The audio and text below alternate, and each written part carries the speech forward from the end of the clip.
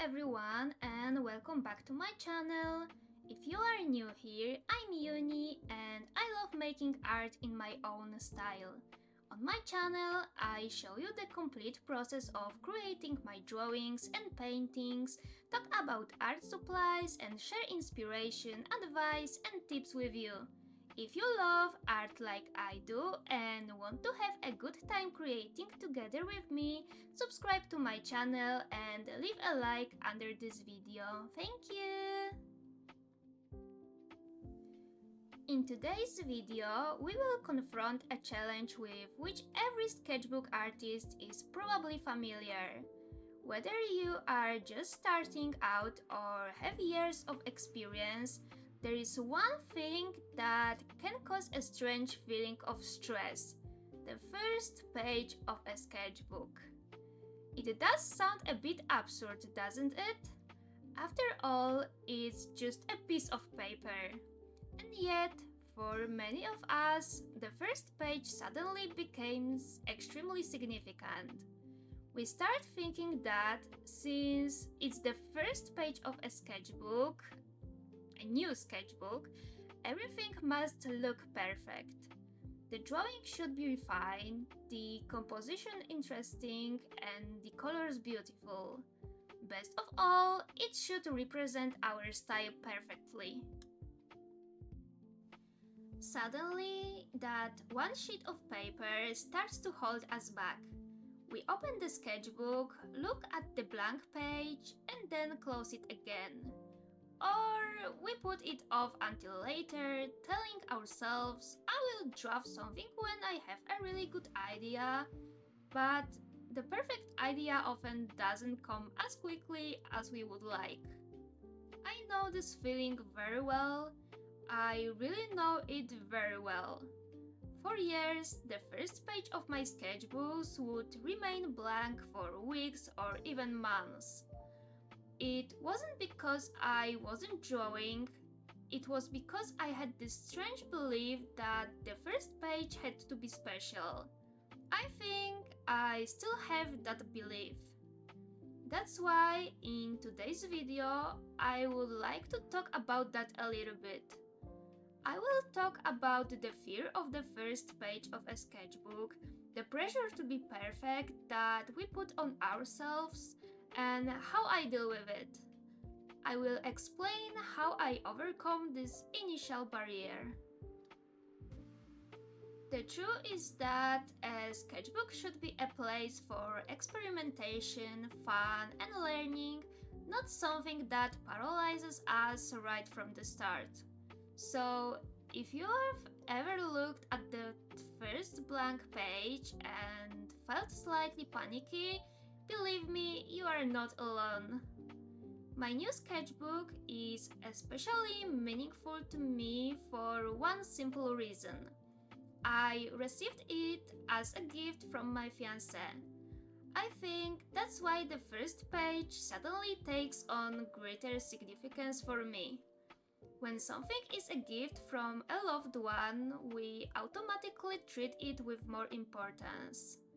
We want the first drawing to be beautiful and refined and to set the tone for the rest of the sketchbook. The sketchbook itself is really pretty.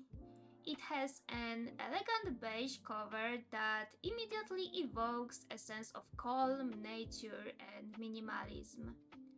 Purple elements add character and a delicate magic, and a small golden flower on the back is a charming detail that makes the whole sketchbook look like a treasure trove for ideas and illustrations.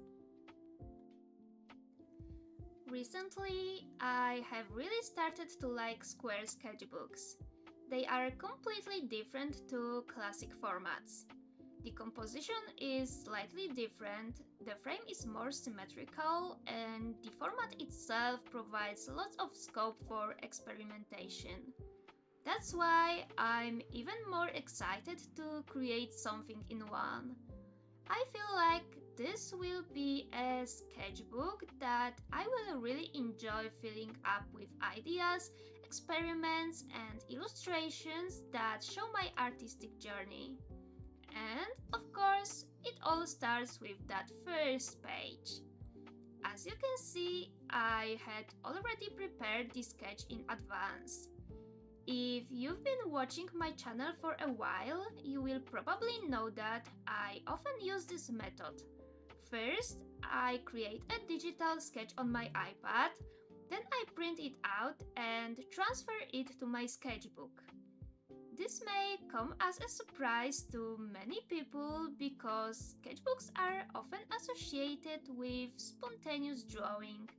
You just open one and start creating. However, I know myself well enough to be aware of how much of a perfectionist I can be, especially when it comes to something as symbolic as the first page of a new sketchbook. Preparing a sketch on the iPad makes my work much easier. I can calmly refine the proportions, correct the anatomy, rearrange the composition, and adjust the size of the characters or details, safe in the knowledge that I won't ruin a page in my sketchbook. With the digital version, I can experiment freely, undo changes, and test different options.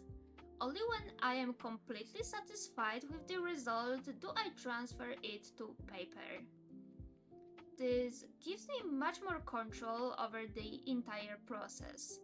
The sketchbook illustration then becomes more of a stage for coloring, refining details, and bringing the work to life with traditional materials. I know some artists prefer total improvisation in their sketchbooks, but I have found a way of working that allows me to feel calmer and enjoy drawing more. Another way to overcome the fear of filling the first page is to do the opposite of what our perfectionist mind tells us. Simply skip the first page and choose a random page somewhere in the middle of the sketchbook instead. It sounds like cheating the system, but it works surprisingly well in practice. When we skip the first page, all the pressure suddenly disappears. The feeling that it has to be perfect, that it has to represent the entire sketchbook, and that it's the beginning of something big disappears. An ordinary random page in the middle of a sketchbook is no longer considered important. It simply becomes a piece of paper. When we stop treating it as something special, it becomes much easier to just start drawing. To be honest, this is one of my tried and tested methods. I've often opened my sketchbook in the middle, made my first drawing there, and then returned to the beginning. Do you know what the best thing about it? When the sketchbook is already a little full, the first page suddenly stops being so overwhelming. It's no longer the beginning of everything. It's just another page in the sketchbook. Initially, my plan was completely different. I wanted to draw myself.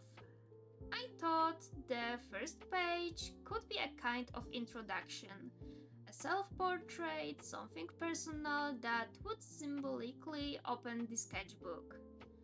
However, as often happens during the creative process, I started to change my mind while I was drawing.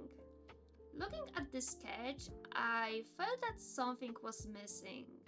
Then I thought, if I want this first page to be really colorful and lively, I have the perfect character for that.